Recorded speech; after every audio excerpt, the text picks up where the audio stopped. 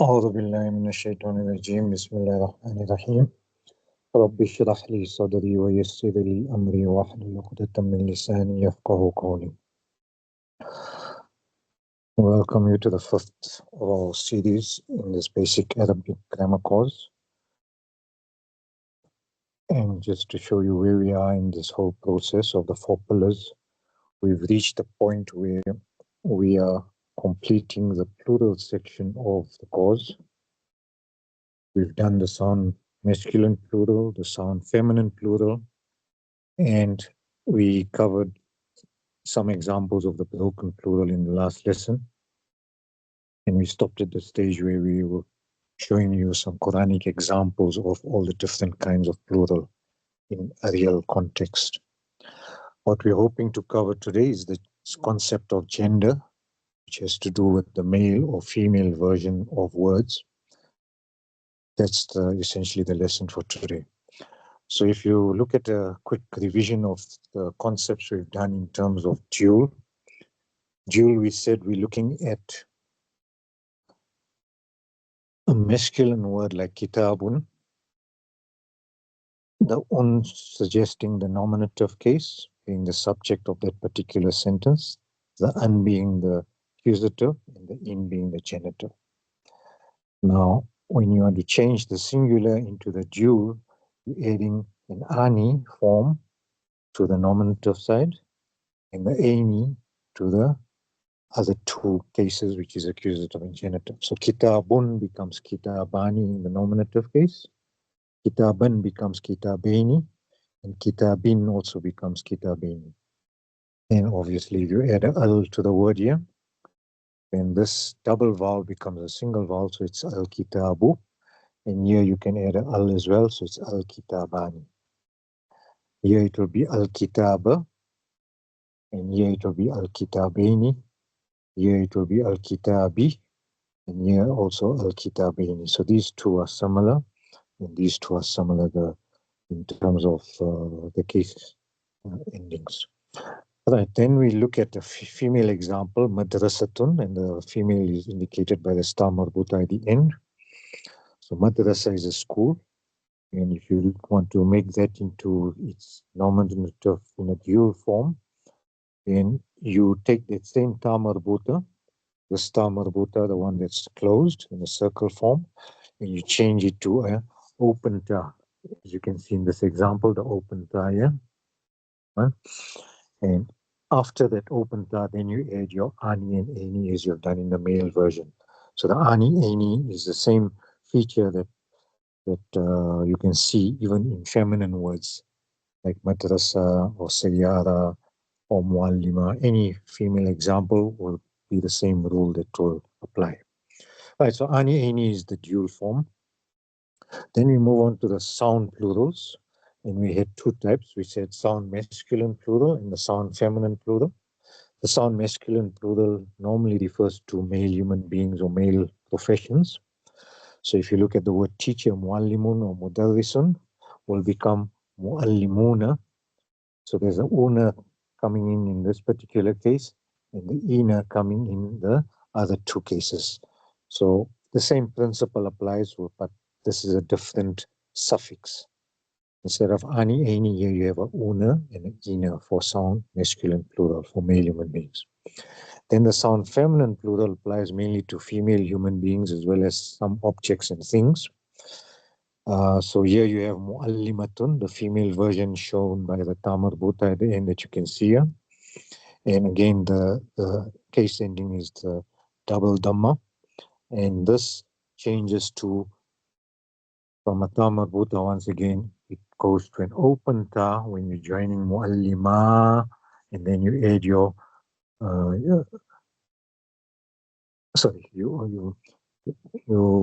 what you're doing, you're not joining it, you're adding the atun at the end. So muallima, and then that marbuta converts to an atun, atin in these examples here.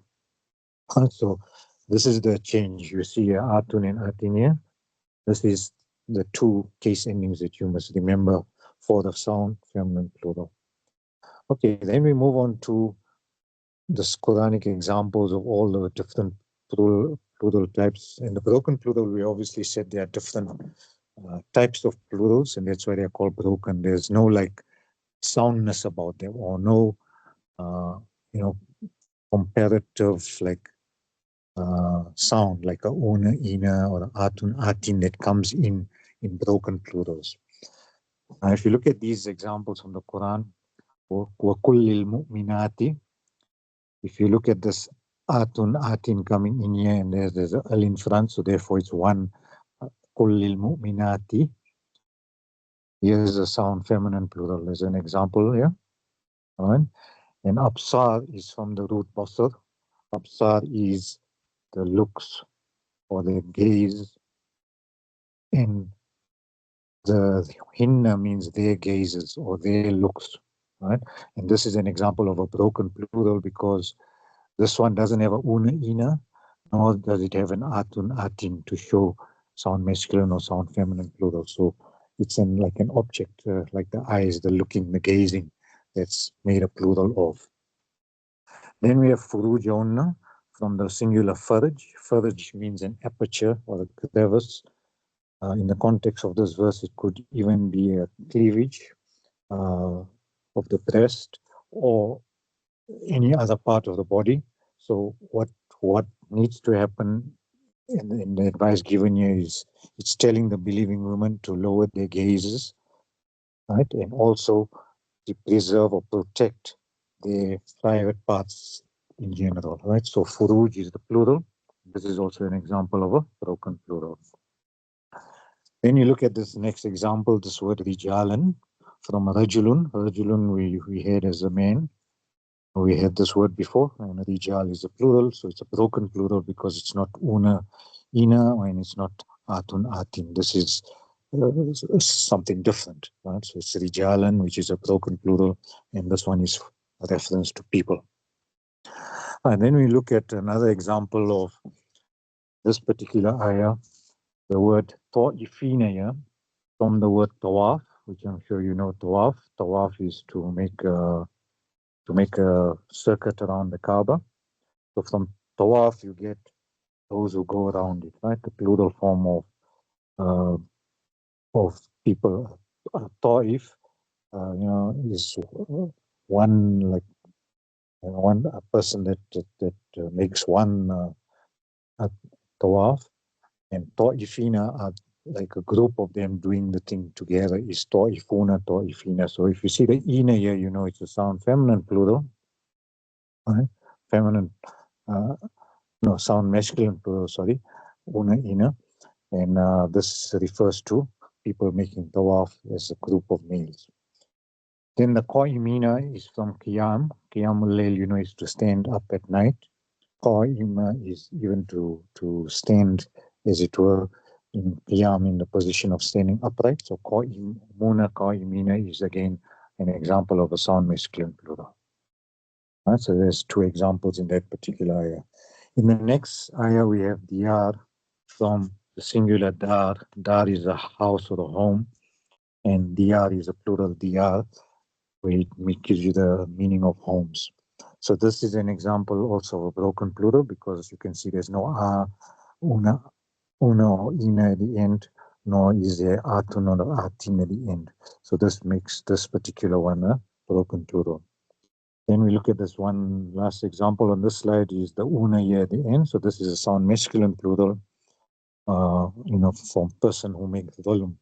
Dhulm is oppression or to do wrong to yourself. So you become a zalim, and zalimuna is the plural form zalimuna or zalimina. Okay.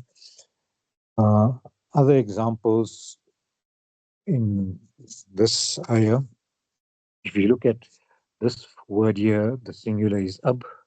Ab is a father. And ab becomes aba'un. So here you can see that although it's a male human being, this takes a broken plural because this is it's not an abuna or a abina, the normal una, ina that you'd expect in sound masculine plurals. You notice it doesn't apply in this word. This is aba, which is different kind of a word, not that characteristic una, ina. So this is an example of a broken plural. Then we have abna And this is from the word ibn. Right? Ibn is a son or a child, right? A male.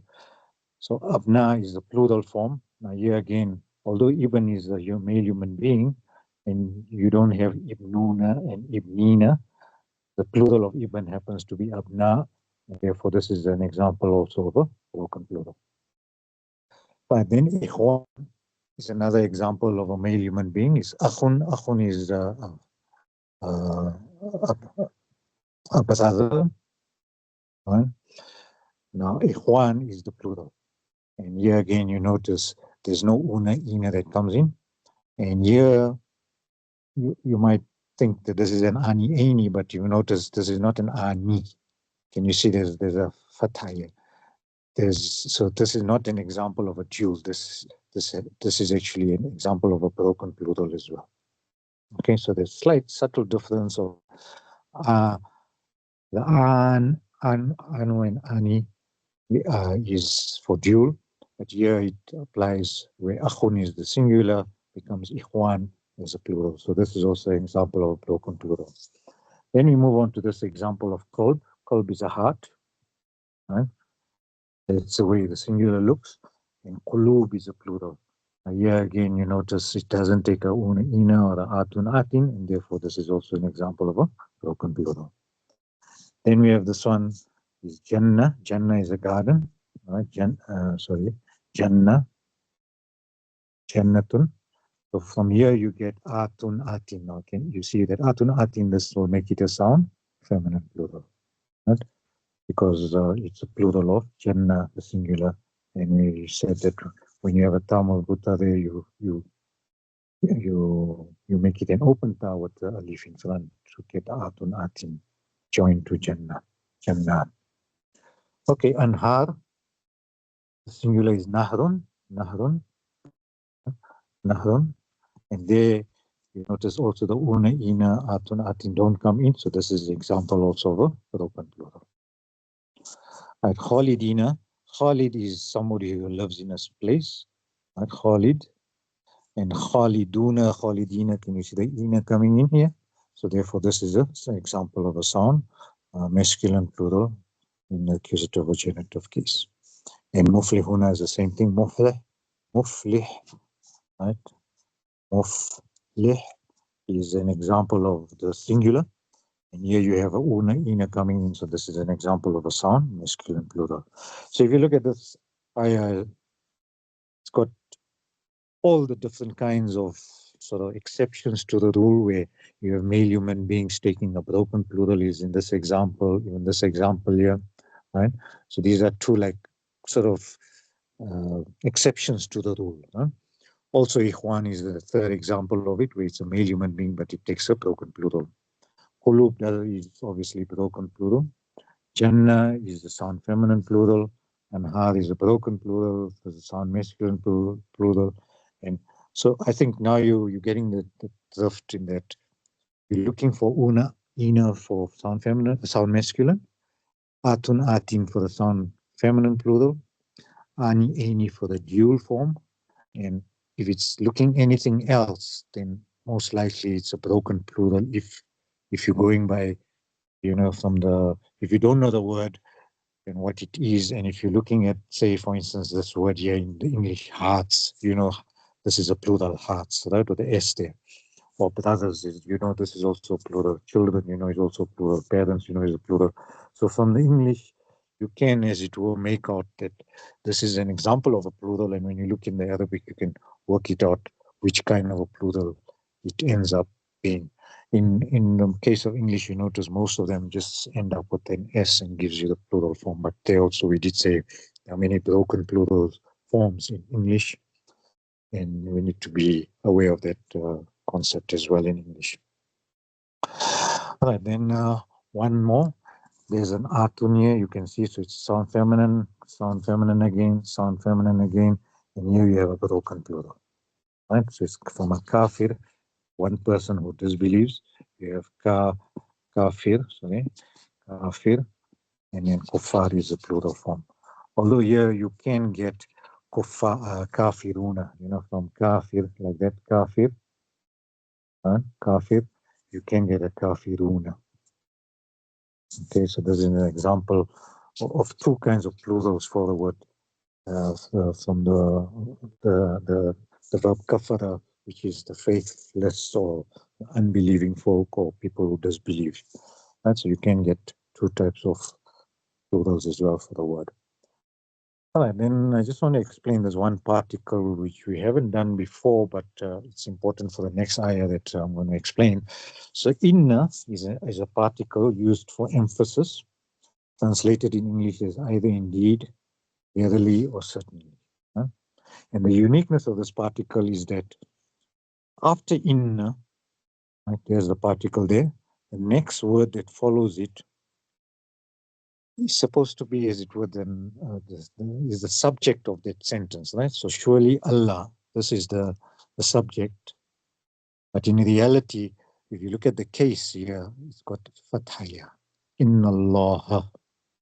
So the unique thing about inna is that the subject takes an accusative case, not like what you normally expect as a nominative case to be the subject of the sentence.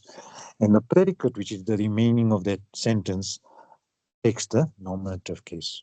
So it's like an emphasis to say that surely Allah is, and then these, words of Allah like Ghafurun, Rahimun, Tawabun, Alimun, whatever the case is. So this is one example where the subject of a sentence takes a fatha, looking like an accusative case, and then the predicate is actually the nominative of that particular ayah or that sentence.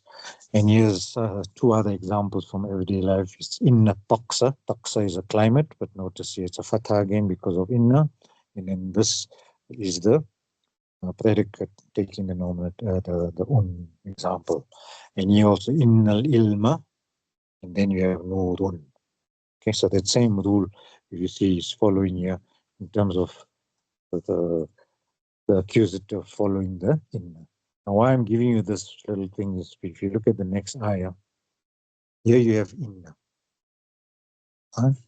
So we said the next part, which is like the subject of it,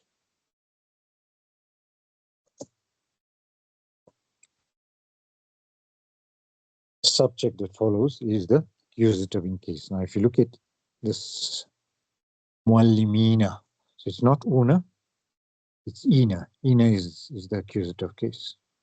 You see that?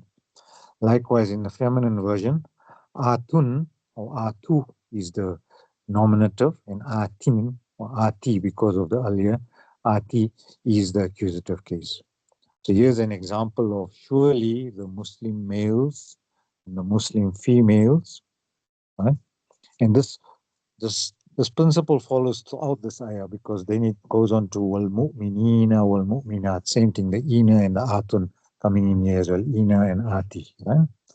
Then qanitina wal qanitati, was sadiqina was sadiqat. So it carries on all the way right through till this point here. Right? So all these male people that do this thing, female people that do this thing, male who are obedient, female that are obedient, male that are believers, female that are believers, etc. It goes on right till there, and then adallahu lahum maghfiratan wa ajran azima. So this part here becomes the subject of that sentence, that surely Allah has prepared for them an ajran azima, a great reward that awaits them. One thing you notice here with all these, like all of these worked in pairs, right? So here you have that pair there, you had a pair there, you had a pair there, the next one was a pair there, then sabirina, sabirat, khashina, khashiat, mutasaddiqina, mutasaddiqat, saimina or saimat. So those are all in pairs, right? Now, if you look at this particular one, it kind of breaks that sequence slightly, but it's telling you what it is about. Because hafiz means to preserve or protect. Again, we had the word furuj, the private parts, the cleavage, the aperture that I was talking about in the previous ayah. Here, the reference is that the males who preserve their private parts, and the hafizat, which is the females that do the same thing. Right? So here you can see the the emphasis being on the males doing this first and then the females also doing it. Whereas in the other verse, it was a reference to females preserving their chastity and preserving their private parts only. But it does apply to both genders. Right? Then with Zakirina, this one also is a bit of a long one. Zakirin Allah Kathiran with Zakirat. So, they make dhikr of Allah very much, Kathiran.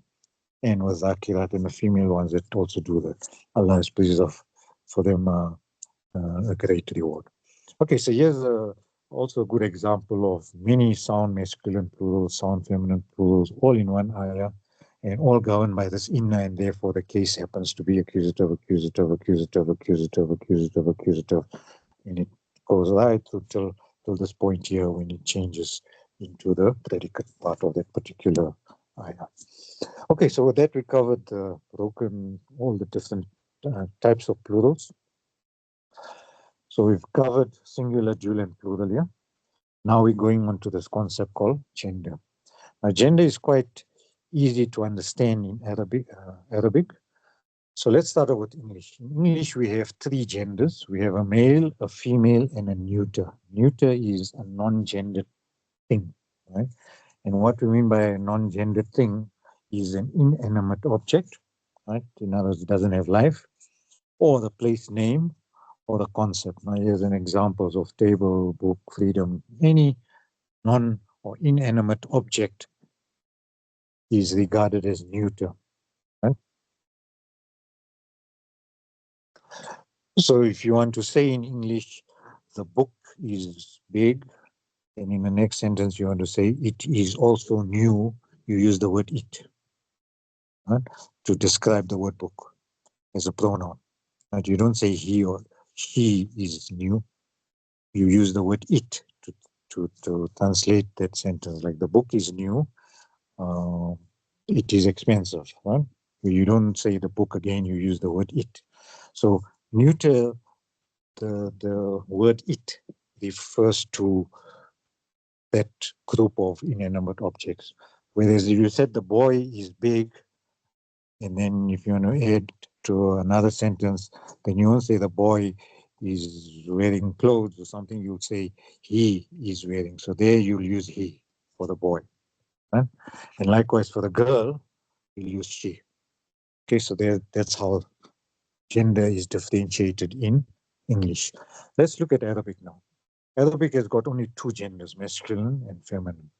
And the genders affect like many parts of speech, nouns, pronouns, which are words instead of nouns like he, she, verbs is all the doing words, adjectives are those words that describe nouns. So all these things are described either as male or female in terms of grammar, right? So we don't have a neuter gender as such. Now, to give you an example, the most common way of identifying a feminine word. So first of all, the basic rule is that most words are masculine, right? So if you look at that as a rule, talking of 70, 80% are already masculine in terms of their gender. Now, feminine can be identified in 5 categories. The first one that's a very, very common one is a ta marbuta at the end that looks like that. And if you look at all these words got ta marbuta at the end, can you see? So Zahra, Taliba, Kitta, Sayyara, Muallima, Medina, Tufaha, all these words are regarded as feminine. So if you want to say this is a flower, you'll use, instead of using hadha, which is for a male, you'll use hadihi. Right? Hadihi.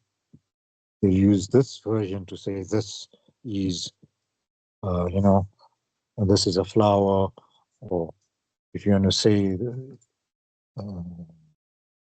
she is a female student, you have to use here, right? And not huwa, okay, because that's a reference to male, to female, sorry, the term of Buddha.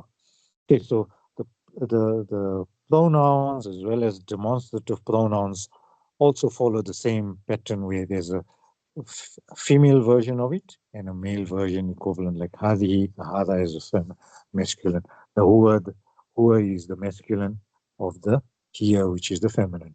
So The Tamil Buddha is a giveaway to say that this is a feminine word, and then the rules of feminine will apply to the adjective or the pronouns that go before it, or the adjectives that describe it. Okay, so this is by far the most common indicator of the feminine in Arabic. The second category are feminine by their meaning. In other words, if you know a girl or a woman, or the plural of woman is women, or a bride or a mother, these are specific references to female people, right? So in these examples, with or without the term marbuta, the word itself is feminine. Now this one is a giveaway because there is a term marbuta, right? But if you look at bint is not, hasn't got a tam marbuta, it's got a tam of tuha, the open ta, right? So therefore, this whole word is actually feminine. Likewise, nisa'un, which is for plural of women, also is, the whole thing is feminine. Arus is a bride, and you only get, bride is feminine in gender naturally.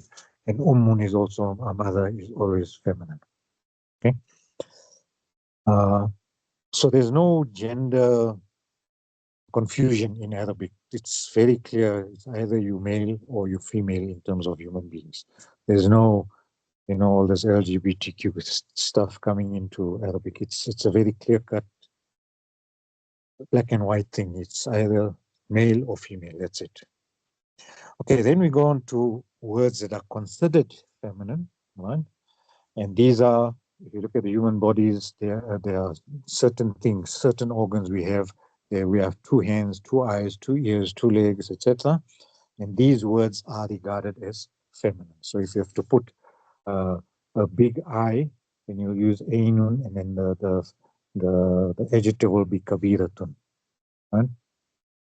Kabiratun, to show feminine, because we know ainun is feminine. So their noun gender things agree in Arabic. If you're describing an eye or an ear or the foot or the rukba, which is a knee. So these are examples of, words that are just considered feminine just simply because they happen to be in a human body in pairs. If you get one stomach only, then the word for stomach would be male. Whereas, anything that's two of in the body, those things will be regarded as feminine. Now, there aren't too many of these, so it's not a very big deal to remember them as well. All right, then the next category is there are few words that are feminine for no apparent reason.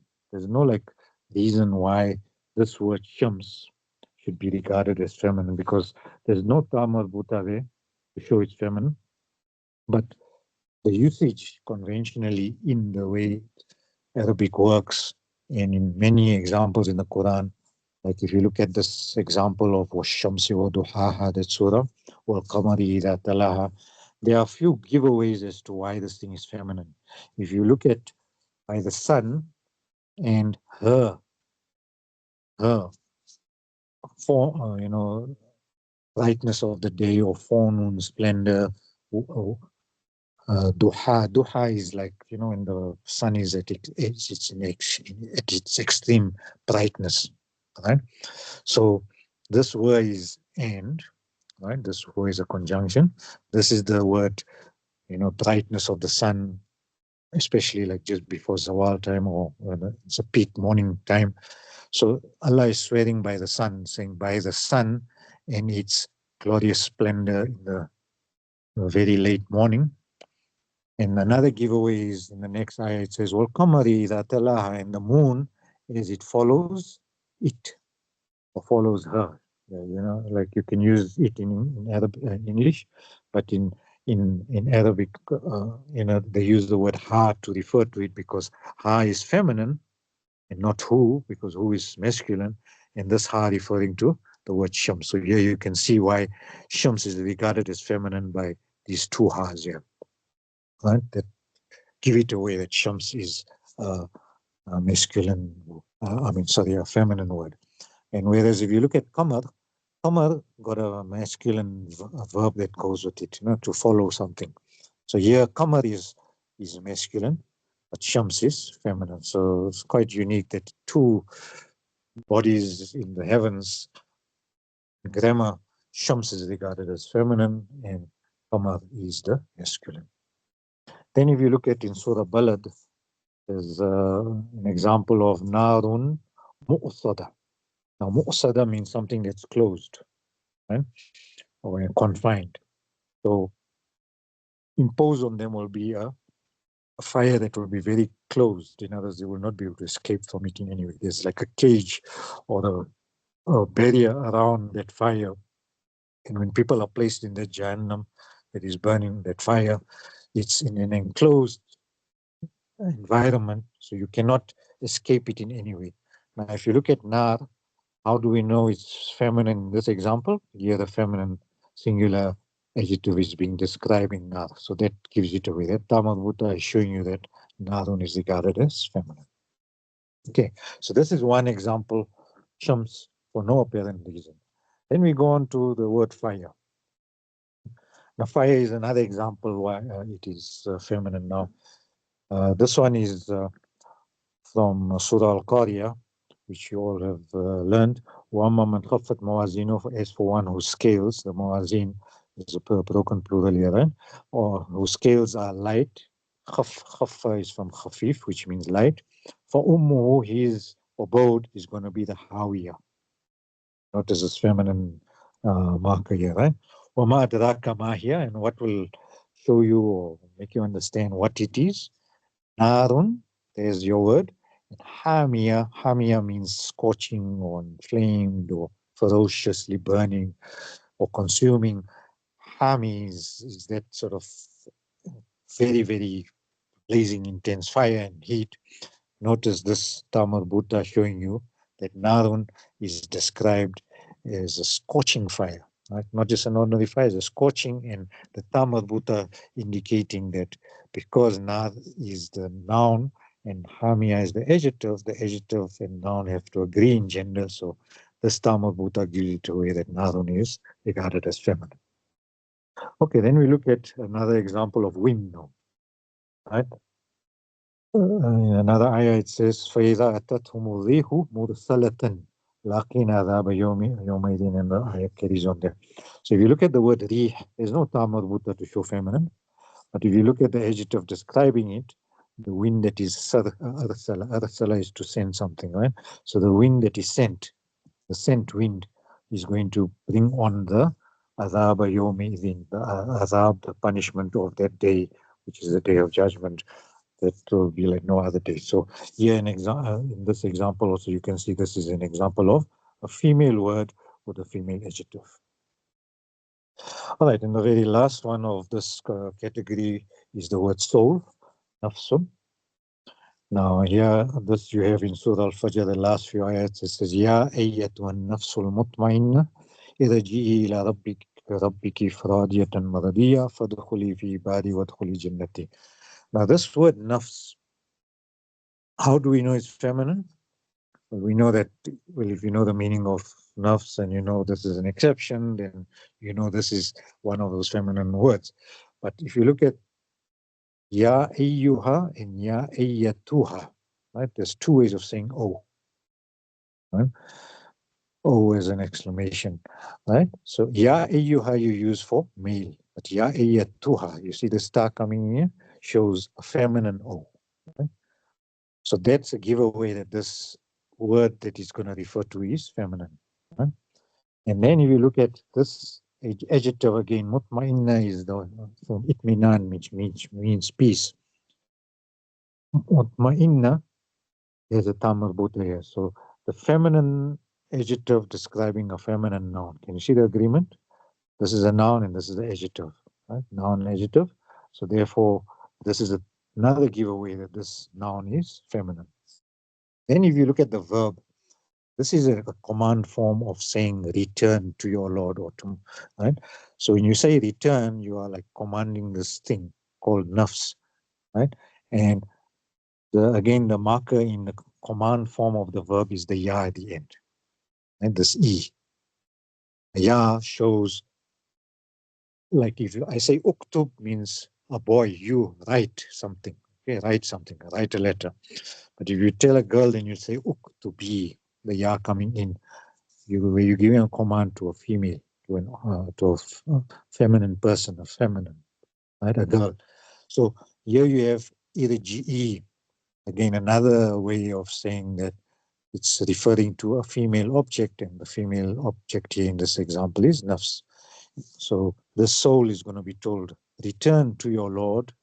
In what condition? Radiyatan maradiyah, pleased by itself and pleasing to even others to see that this nafs did a lot of good deeds in their life, in their worldly abode, and therefore they're going to be both pleased and pleased with themselves and pleasing to others to see in that condition. Then you notice after that the day of judgment is over, then it's going to be told, Fathuli fi ibadi, that, oh, you from my servants, again enter. This soul must enter, and udkhuli jannati, and enter my paradise or my Jannah. So you can see this ya on verbs is the feminine imperative or the feminine command addressed to a female being, an object. Right? In this case, it is nafs. So you can see in this, just these few ayah, there are so many feminine markers to show that the word nafs is feminine, right? The star in the tuha, this adjective taking the tamarbuta, these verbs taking the ya ending, and the adjectives taking the tamarbuta ending. So all this puts together the fact that this is a category of words that are considered feminine.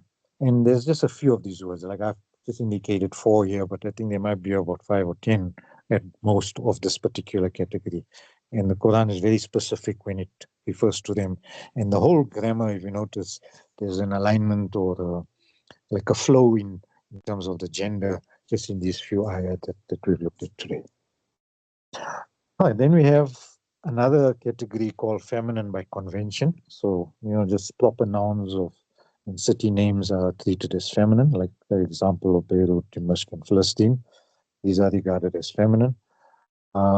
Then gender, how do you see, words that are considered feminine? Broken plural nouns. This is now a category as well, where bait becomes buyut in a broken plural form, or rajulun becomes rijal, right? Rijal is men, and durus is dars. The plural of dars is durus, lessons, right? So these three are examples of broken plurals. Okay. Now, if you're using them, you put the nouns first, and then you put your adjectives after the noun. So, old houses. Qadim is the word for masculine for old, and qadimatun with a tamar buta is a feminine version of old. So, buyutun, if you want to describe houses, which is broken plural here, you use a feminine singular adjective. Rijalun, although it refers to male human beings, but in grammar, the adjective takes a feminine plural. Likewise, durusun takes a feminine singular version of the adjective. Okay, then we look at also in terms of the adjectives, those words that describe the nouns. So if you have the student, you're talking about male student here, and you're going to use the adjective is hardworking. So you use this phrase, it's a talibu, and then mujtahidun. From ijtihad is somebody who's very hardworking, very diligent, right? So this al makes this word take one dhamma, and then because you use is, where the doesn't apply to both words, the is only applying to the student and not to the hardworking. So therefore you have unya, right? Unya and uya. So this is how you show the sentence with ease in it. There's no actual word for Arabic in Arabic for ease. It's just understood. It comes in to make the sentence read well as an English speaker. Then likewise, the female version is the same, where because you're talking about feminine, you put a tu there, and hardworking becomes feminine. Mujtahidatun. Can you see mujtahidun? Yeah, becomes tahidatun. The tun, the un goes on the tamarbuta, which is the feminine agreeing to the talib. Now, if you take another example of an adjective like mumtaz means excellent, you get it in a male form, and mumtaza, you get it in a female form. So if you want to say the student is excellent, then you would say at-talibu. The same word can come here, and it will be mumtazun. Or at-talibatu can become mumtazatun. Right? And you can take any adjective here. You can have kabir, kabiratun, saghir, saghiratun, jadid, jadidatun, tawil, tall, tawilatun. So it's the same principle applying to these kinds of sentences where the noun and adjective agree, or the noun and the other word that's also a noun, like agree in terms of gender. All right, so if you look at another example, sayyaratun is a car, right? And car happens to be taking a tamarbuta, and train is kitarun, and here is there's no ta. Right? So this word by this feature of the tamarbuta is regarded as feminine, and here the absence of the tamarbuta makes it masculine. Okay.